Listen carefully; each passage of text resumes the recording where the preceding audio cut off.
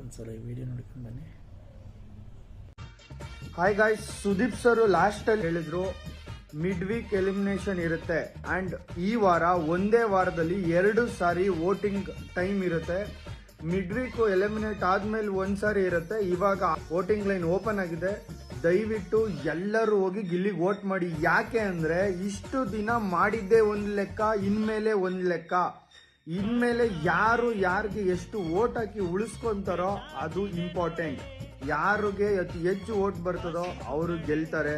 So ಹಂಗಾಗಿ ಇಷ್ಟು ದಿನದ್ದೇ ಒಂದ್ ಲೆಕ್ಕ ಆದ್ರೆ ಇನ್ಮೇಲ್ದೇ ಒಂದ್ ಲೆಕ್ಕ. ನಿಮ್ಮ ಟೈಮ್ನ ಸ್ವಲ್ಪ ಟೈಮ್ ಕೊಟ್ಕೊಂಡು ಗಿಲ್ಲಿಗೆ 99 ವೋಟ್ ಮಾಡಿ.